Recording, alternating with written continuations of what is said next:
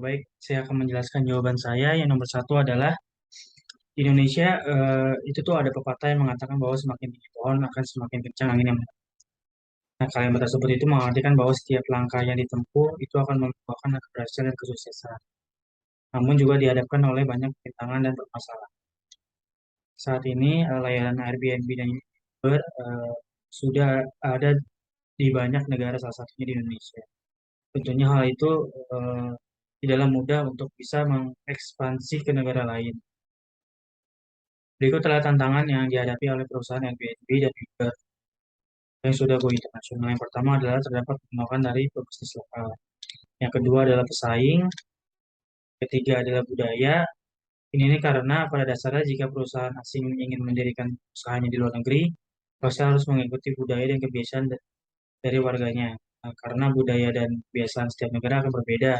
Contohnya kayak di Indonesia, warga di Indonesia tuh suka yang dengan mobilitas yang cepat seperti kayak naik motor. Sedangkan di negara lain, khusus di Eropa itu bermotor tidak ada. Hal ini tersebut bertujuan untuk dapat mendapatkan pelanggan yang banyak.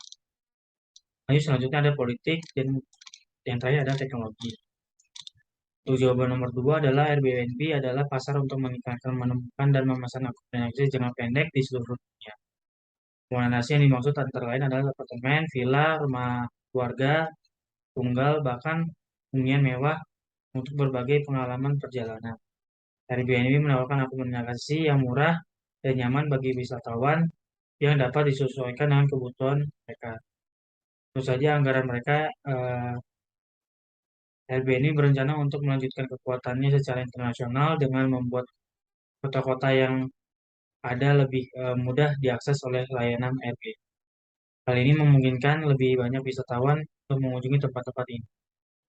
Salah satu strategi dari Airbnb adalah menggunakan Google Display Network Partnership. Airbnb memutuskan untuk membuat iklan yang mereka tayangkan lebih menarik secara visual untuk menarik pelanggan. Ini memungkinkan Airbnb tumbuh dari 10.000 menjadi 80.000 untuk meningkatkan iklan mereka. Mereka membayar kampanye spanduk iklan dengan menggambar kehidupan nyata dari kamar dan apartemen yang diiklankan. Ini juga membantu menarik perhatian masyarakat internasional yang sebelumnya sangat sulit. Lalu dari sisi Uber, hmm, Uber sebelumnya telah mengalami serangkaian masalah yang menyebabkan banyak eksekutif meninggalkan perusahaannya. Pendiri CEO itu, Travis Kalanick, juga akhirnya memutuskan untuk mengambil cuti yang tanpa batas waktu yang ditentukan. Nah, persaingan transportasi online semakin ketat, namun Uber tetap bertahan dengan strateginya yang membuat mereka berhasil secara global. Yaitu salah satu strateginya adalah supply dan demand. Adalah para pengemudi Uber banyak yang memilih tidak menerima order penumpang di waktu-waktu ramai atau crowded. Walaupun para pengemudi menerima order untuk mengantarkan penumpang, Uber akan menerapkan harga yang bervariasi demi menghindari lonjakan penumpang yang tidak terkendali. Penggunaan teknologi dalam model bisnis dapat menciptakan pasar Uber adalah perangkat lunak untuk layanan taksi. Lihat secara real time di mana taksi yang Anda pesan berada. Uber adalah platform data besar yang dikombinasikan dengan aplikasi software. Yang ketiga adalah penerapan teknologi Airbnb dan Uber itu membantu meningkatkan produktivitas kegiatan bisnis mereka karena eh, dalam penerapan teknologi ini memiliki banyak manfaat.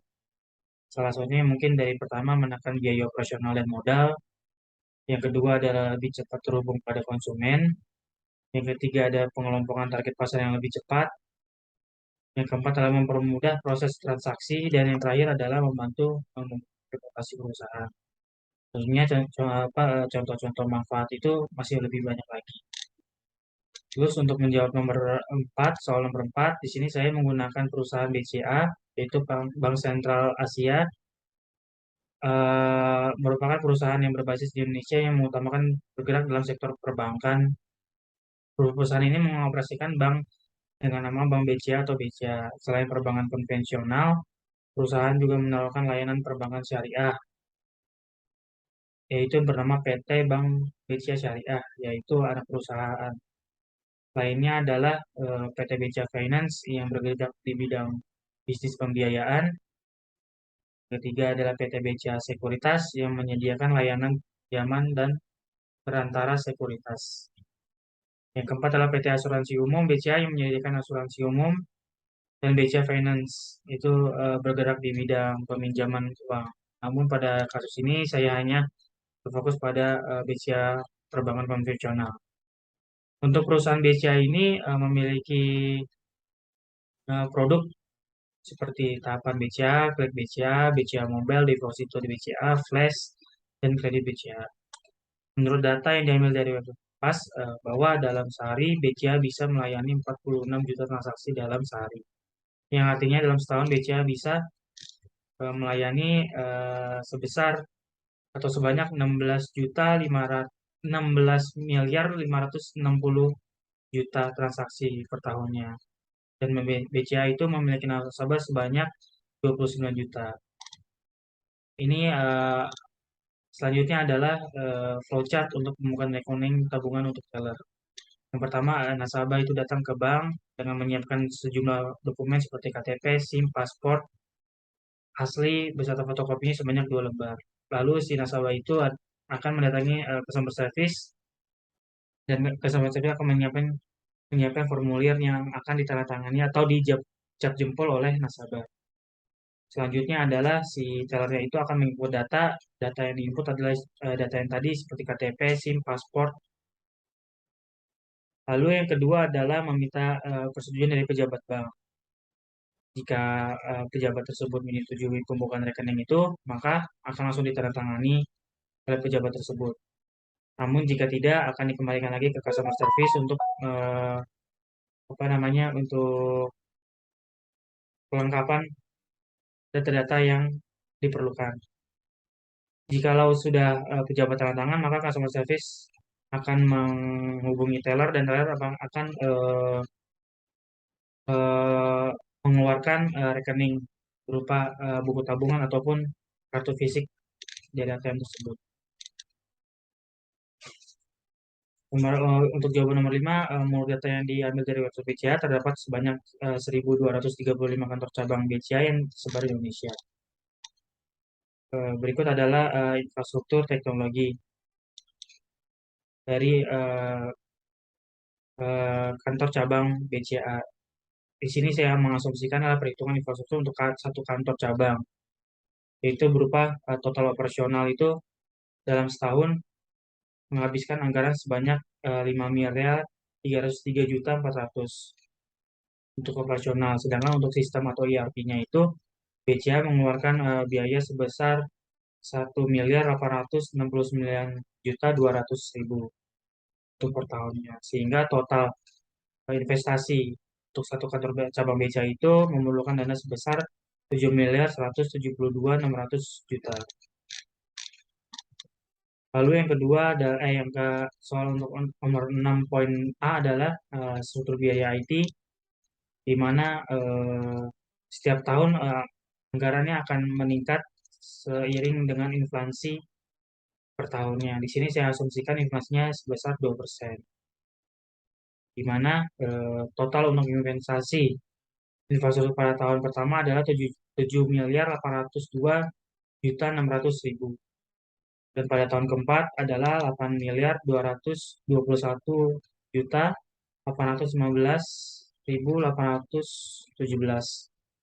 Ini terdapat selisih sebesar 400 jutaan, yaitu dikarenakan karena inflasi.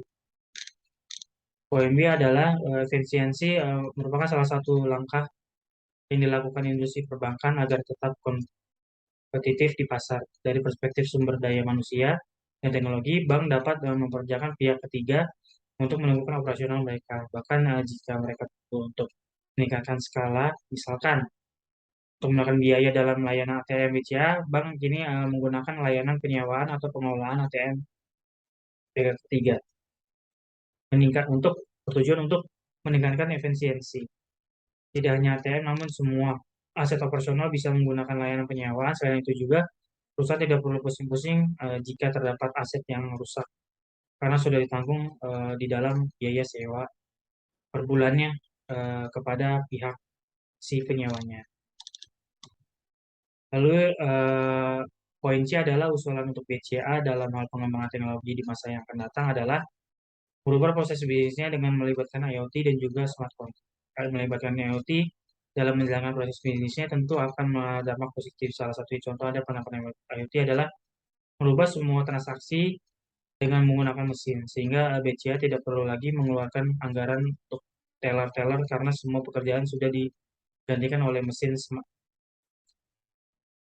Lalu smart contract bertujuan untuk adalah kontrak terprogram yang dapat dijalankan sendiri dan mengkodekan kesepakatan antara dua belah pihak, lebih ke ketentuan transaksi ditulis sebagai protokol yang ada di seluruh sistem. Nah, jaringan blockchain terdistribusi dan terdesentralisasi, tidak seperti kontrak tradisional, mereka hanya melibatkan dokumen-dokumen atau validasi pihak ketiga, lalu kontraknya diberi kode putar. Dan kepatuhan dipastikan menggunakan teknologi blockchain. Kontrak printer atau smart kontrak validasi secara mandiri setelah menyelesaikan persyaratan kontrak, lalu memiliki potensi untuk mengotomatisasikan proses perbankan manual. Ini berguna untuk fungsi seperti kepatuhan prosesan klaim dan evaluasi kelayakan pinjam. Lalu ini adalah cost benefit, di mana tadi merubah proses bisnis yang tadinya manual menjadi otomasi menggunakan mesin ATM ataupun smart contract.